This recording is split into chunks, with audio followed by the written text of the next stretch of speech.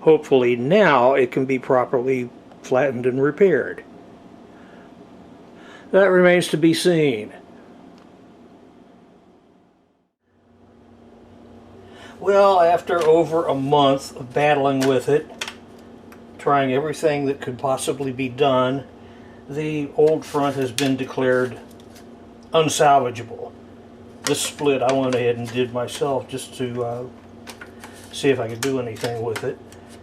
But it became dimensionally unstable to the point where the outside dimensions actually no longer were the same as the guitar, so it wouldn't even go back on and fit. And the splits had gotten out of hand, and so on to the next change in game plans.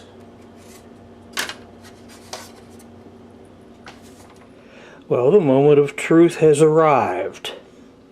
This just came in via FedEx from Old Standard Wood Inc.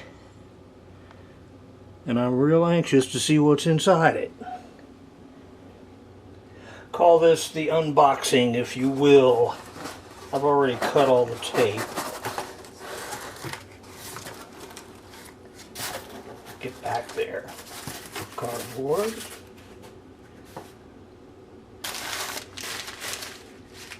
Missouri newspapers. This is the stock for the bracing of Adirondack spruce.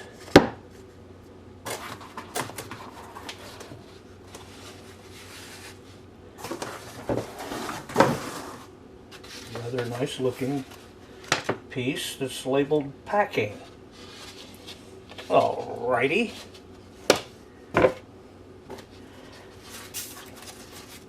And this is what it's all about.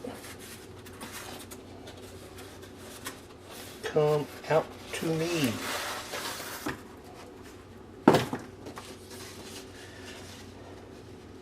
A pair of matched pieces of top grade Adirondack spruce,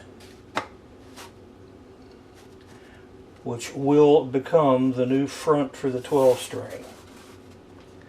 I'm hoping the camera can pick up some of the details in this grain. This is artist grade Adirondack spruce of the type and quality that goes into top-end guitars built by such minor entities as Martin, Gibson, Guild, Taylor, Collings.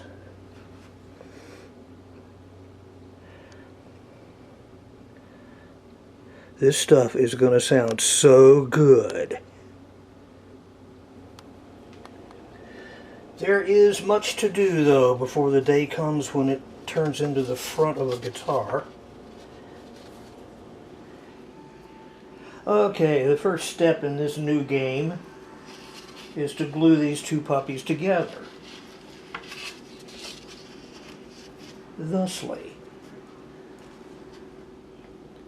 First things first, lay one piece down exactly where you want it.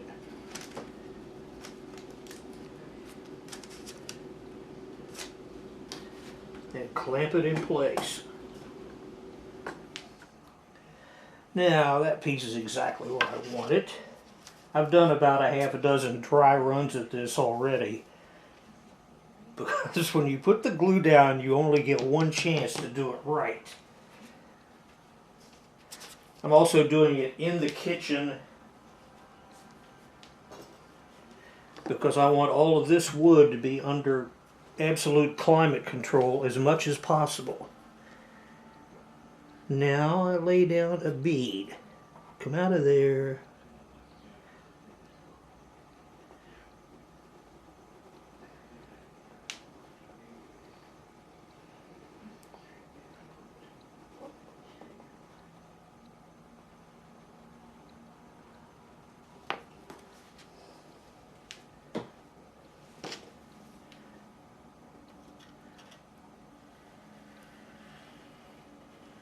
Get it as even as possible.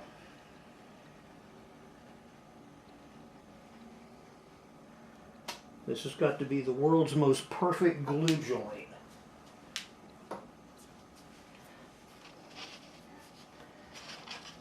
Now ease this piece in there. Line them up, match them up. Absolutely perfectly. Remembering, I only have one chance. It better be right the first time.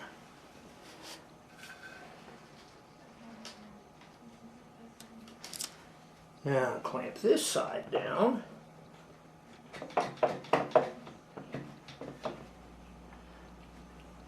Firmly, but not solidly yet.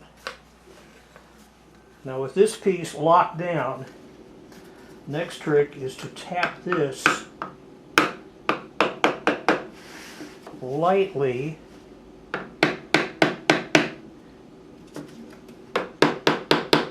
to bring them into absolute contact with each other for the full length of this joint.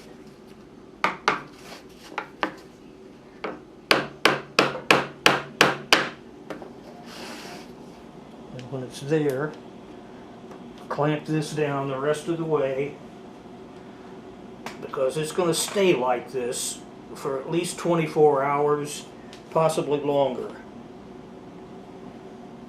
So there we are. Now I pick this whole assembly up and move it somewhere where it's out of my way, since right now it's in the middle of the kitchen. And the next step, while this cures, is to take these and start making new braces out of them. Yeah. Being too cheap to buy a proper table saw tends to make one creative. I'm going to slice the rough cut braces out of the solid brace stock.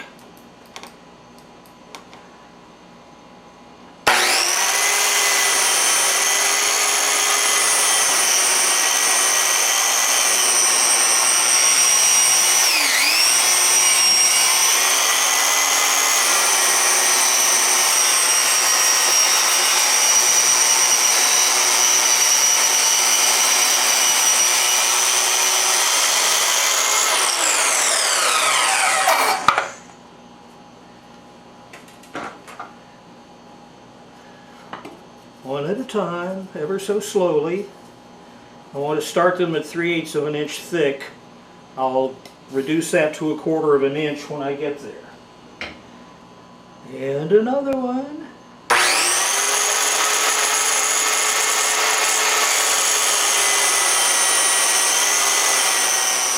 Etc. Next step, with my trusty little router table, truing up all the edges so they're all parallel to each other.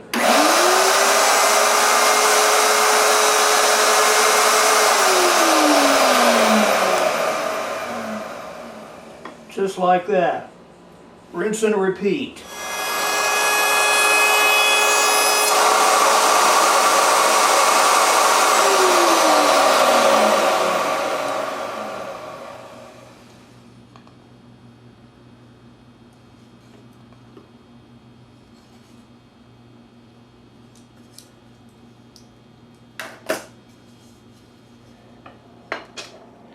So the new brace stock is down to size, and this is how the original braces lay out on it.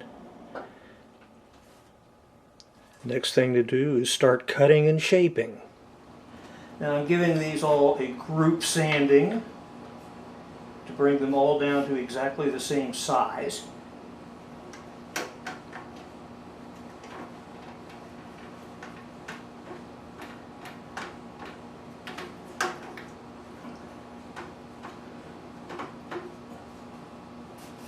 They're at about 550 now. I'm going to take them down to just above a 1/2 inch, and then I'll put them on their sides and do the same thing for the thickness.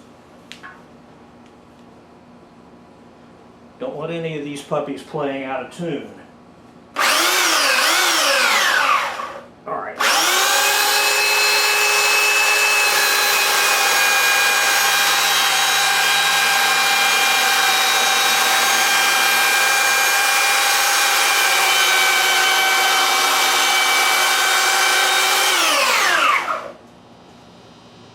Another operation for the garage, the sanding of the top.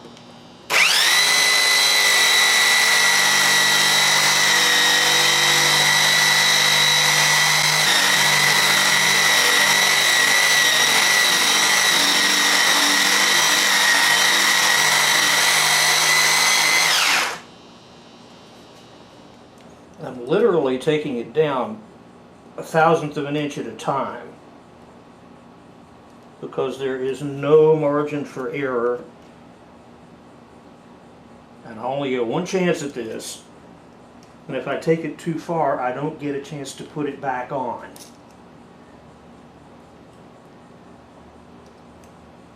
This wood is way too pricey to have to go back and do this a second time. Down to the detail work now. The shaping of the braces. You can see I've marked in what I want. And this is how I get it.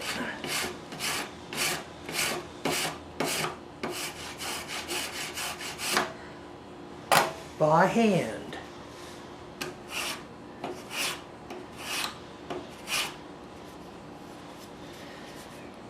And when I've got the shape I want, I double check.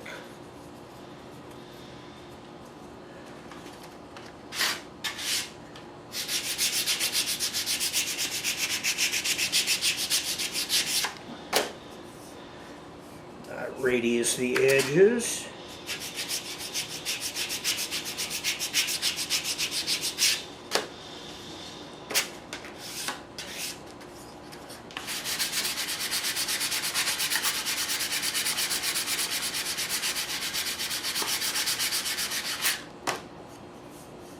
And it's ready for final fitting and final sanding. One more done. As I'm shaping them, I'm constantly checking them against the master plan. Underneath is the original 50-year-old master, and I laid some parchment paper over it to protect it and let me trace out the exact center lines. Now the main X is already finished. This is the one that I just was working on. It goes right there. This is the next blank that I will be shaping to make it look like that one. Nothing to it. And add another one to the done list.